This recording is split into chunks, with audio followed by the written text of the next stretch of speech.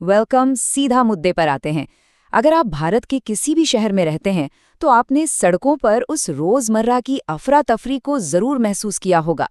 भयानक traffic jam, अचानक से लगते ब्रेक्स और चारों तरफ का वो शोर। हाँ, मैं ई रिक्शा की बात कर रहा हूँ।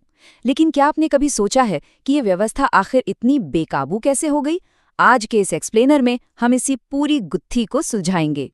तो चलिए आज के सफर में हम इस पूरे क्राइसिस को स्टेप बाय स्टेप डिकोड करते हैं। पहले हम ई रिक्शा की अराजकता को समझेंगे, फिर देखेंगे कि कैसे एक नेक विचार गलत साबित हुआ। इसके बाद हम इसकी विफलता के 3 प्रमुख कारणों की गहराई में जाएंगे, फिर बात करेंगे बैन लगाने वाले उस आम भ्रम की, और आखिर में इस समस्या को सुलझाने के लिए एक सॉलिड रेगुलेशन की रूपरेखा पर चर्चा करेंगे। तो सेक्शन 1, ई रिक्शा की अराजकता। देखिए, जो हम रोज सड़कों पर देखते हैं ना, वो ट्रैफिक जैम और एक्सीडेंट्स, वो तो बस इस बहुत बड़ी समस्या का टिप ऑफ द आइसबर्ग है। असली खतरा तो इसके बहुत नीचे छिपा है।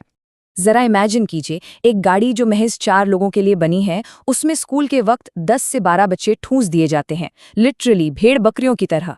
कुछ बच्चे ड्राइवर के बिल्कुल बगल में बैठे हैं, कुछ पीछे लोहे के डंडे पर आधे हवा में लटके हुए हैं। ये सिर्फ ओवरलोडिंग नहीं है, ये हमारे शहरों में रोजाना दौड़ने वाला एक जीता जागता और गंभीर सेफ्टी रिस्क है, जहां हर दिन मासूमों की जान दांव पर लगी होती है। अब आते हैं सेक्शन 2 पर, एक नेक विचार जो बिल्कुल गलत साबित हुआ। आप शायद यकीन ना करें, लेकिन आज जो ई रिक्शा हमारे लिए सिरदर्द बन चुका है ना, उसकी शुरुआत के पीछे का आइडिया बहुत ही शानदार और नोबल था। अगर हम टाइमलाइन देखें तो ये कहानी 1995 में डॉक्टर अनिल राजवंशी के एक बेहतरीन विजन से शुरू होती है। उनका मकसद था उस अमानवीय प्रथा को खत्म करना जहां इंसान ही इंसान को साइकिल रिक्शा पर खींचता था। साल 2000 में एलेक्सा नाम का पहला प्रोटोटाइप भी सामने आया। सब कुछ बहुत पॉजिटिव लग रहा था, लेकिन फास्ट फॉरवर्ड टू 2012, दिल्ली की सड़कों पर सस्ते चीनी पार्ट से बने जुगाड़ू ई रिक्शा की जैसी बाढ़ सी आ गई। कोई रूल्स नहीं, कोई रेगुलेशन नहीं। हालात इतने बदतर हो गए कि 2014 आते आते हाईकोर्ट को सेफ्टी स्टैंडर्ड्स की कमी के कारण इन पर सीधा बैन लगाना पड़ा। मतलब जो चीज एक सॉल्यूशन के तौर पर आई थी, वो बिना नियमों के पूरी तरह से अराजकता में बदल गई। सेक्शन 3, विफलता के 3 प्रमुख कारण। अब सवाल ये है कि ये स्थिति इतनी आउट ऑफ कंट्रोल आखिर हुई कैसे? चलिए उस आइसबर्ग के थोड़ा और नीचे चलते हैं और उन 3 बुनियादी वजहों को समझते हैं जो इस पूरे क्राइसिस की असली जड़ हैं। पिलर नंबर 1, हमारे ड्राइवर। और यहाँ एक बहुत ही खतरनाक आदत देखने को मिलती है, जिसे हम सवारी रिफ्लेक्स कह सकते हैं। आपने भी पक्का नोटिस किया होगा, ड्राइवर को जैसे ही कोई सवारी दिखती है, वो बिना पीछे देखे, बिना कुछ सोचे समझे बीच सड़क पर अचानक ब्रेक मार देता है। ट्रैफिक सेंस एकदम जीरो। और ये कोई छोटी बात नहीं है। इसी सवारी रिफ्लेक्स और रॉन्ग साइड ड्राइविंग की वजह से हाल ही में प्रयागराज में एक 21 साल के युवा और हापुड़ में एक 55 साल के व्यक्ति ने दर्दनाक हादसों में अपनी जान गंवा दी। ये सच में बहुत ट्रेजिक है कि महज 10 दिन की नाम मात्र ट्रेनिंग के बाद लोगों को इस तरह सीधे सड़कों पर उतार दिया जाता है। अब बात करते हैं दूसरे पिलर की, जो है इसका डिजाइन। साइंस में एक कॉन्सेप्ट होता है सेंटर ऑफ ग्रेविटी, यानी संतुलन का बिंदु। ई रिक्शा का डिजाइन लिटरली एक खड़ी हुई माचिस की डिब्बी जैसा होता है। इसका बेस एकदम संकरा है और ऊपरी हिस्सा भारी। अब सोचिए, जब इसमें क्षमता से अधिक सवारियां भर जाती हैं तो इसका सेंटर ऑफ ग्रेविटी एकदम ऊपर शिफ्ट हो जाता है। और यही वजह है कि जरा सा शार्प टर्न लेने पर या किसी गड्ढे में टायर जाने पर ये ई रिक्शा माचिस की डिब्बी की तरह पलक झपकते ही पलट जाता है। अगर हम इसकी डिजाइन की खामियों को सिस्टमैटिकली देखें तो ये एक चलता फिरता डेथ ट्रैप है। इसका नैरो व्हील बेस, ऊंचा सेंटर ऑफ ग्रेविटी, ओवरलोड होने पर टॉप हैवी हो जाना और एक खुले पिंजरे जैसा स्ट्रक्चर, और सबसे शॉकिंग बात, पैसेंजर्स के लिए 0 सीट बेल्ट्स। ये सारे फैक्टर्स मिलकर एक ऐसा खतरनाक कॉम्बिनेशन बनाते हैं जो किसी भी तेज मोड़ या गड्ढे पर ई रिक्शा को शाब्दिक रूप से मौत का जाल बना देते हैं। ये सच में बहुत दिल दहला देने वाली बात है। एक खुला पिंजरा जहां एक बच्चे के लिए माँ की गोद ही उसकी इकलौती सीट बेल्ट है। जाफराबाद, पहाड़गंज, भोपाल, अलीगढ़ और नोएडा, इन सभी जगहों से ऐसी दर्दनाक घटनाएं सामने आई हैं। होता क्या है कि जब ई रिक्शा पलटता है या जोर से उछलता है तो कोई दरवाजा या सेफ्टी बेल्ट ना होने की वजह से अक्सर छोटे बच्चे अपनी माँ की गोद से छिटक कर सीधे सड़क पर आ गिरते हैं। इस ओपन केज डिजाइन ने सबसे कमजोर पैसेंजर्स को बिल्कुल भगवान भरोसे छोड़ दिया है। और अब आता है तीसरा और शायद सबसे बड़ा पिलर, सरकारी विफलता। जरा इस नंबर पर गौर कीजिए, 1,20,000। ये सिर्फ और सिर्फ दिल्ली में रजिस्टर्ड ई रिक्शा का आंकड़ा है, और अगर हम अनरजिस्टर्ड वाले भी मिला लें तो ये नंबर सीधे 2 गुना हो जाता है। आप इमेजिन कर सकते हैं इस लेवल का केस। ये कोई छोटी मोटी समस्या नहीं, रेगुलेशन के स्तर पर एक बहुत बड़ी नाकामी है। आखिर अथॉरिटीज ने एक पूरे अनऑर्गेनाइज्ड सेक्टर को बिना किसी लगाम के कैसे छोड़ दिया? आज सड़कों पर सस्ते चीनी किट से बने ई रिक्शा दौड़ रहे हैं, जिन्हें कायदे से मैन्युफैक्चर नहीं बल्कि सिर्फ असेंबल किया जाता है।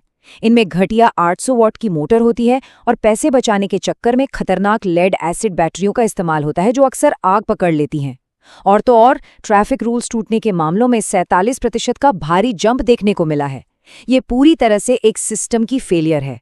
तो सेक्शन 4, बैन लगाने का भ्रम। अब जब चारों तरफ इतनी अराजकता फैलती है तो पब्लिक का सबसे पहला रिएक्शन क्या होता है? सिंपल, इन सब पर तुरंत बैन लगा दो। लेकिन क्या वाकई बैन करना कोई इंटेलिजेंट सॉल्यूशन है?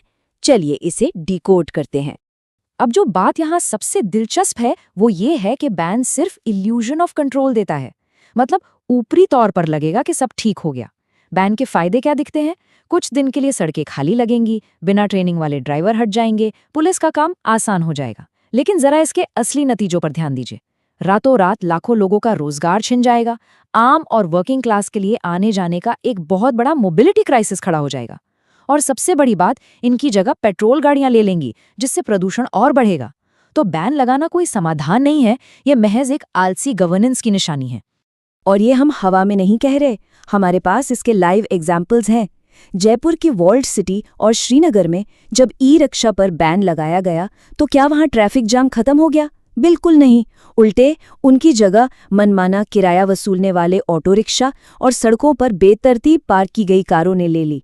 इससे प्रॉब्लम सॉल्व नहीं हुई, बस कहीं और शिफ्ट हो गई और सफ़र सिर्फ महंगा और मुश्किल हुआ।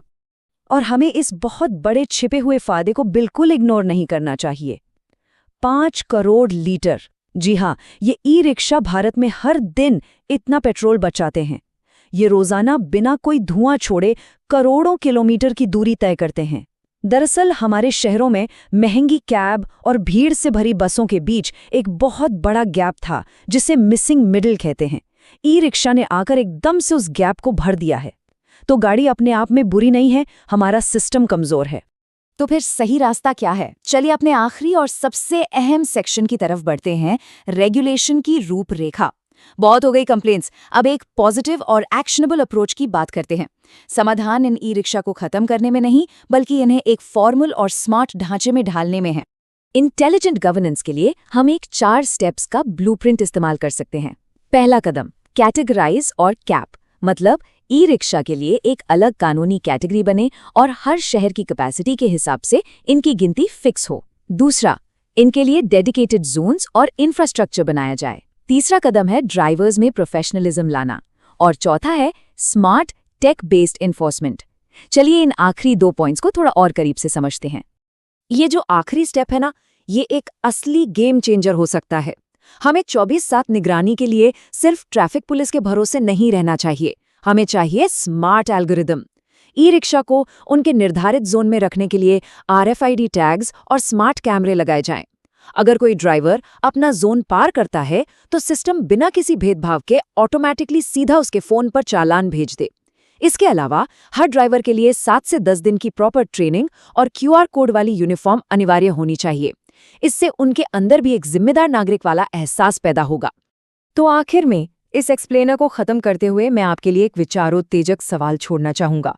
क्या हमारे शहर गुस्से में आकर शॉर्टकट लेंगे और बैन लगाने का आलसी रास्ता चुनेंगे, या फिर हम इन गाड़ियों को समझदारी से इंटीग्रेट करने का इंटेलिजेंट रास्ता अपनाएंगे? ई रिक्शा एक जमीनी लेवल का इनोवेशन है जो सच में लाखों लोगों की जरूरत पूरी करता है। अब वक्त आ गया है कि हम सिर्फ रिएक्ट करने के बजाय एक सिस्टमैटिक और स्मार्ट अर्बन प्लानिंग की डिमांड करें। उम्मीद है कि इस एक्सप्लेनर से आपको इस पूरे मुद्दे को एक नए और गहरे नजरिए से समझने में मदद मिली होगी। जुड़ने के लिए बहुत बहुत शुक्रिया।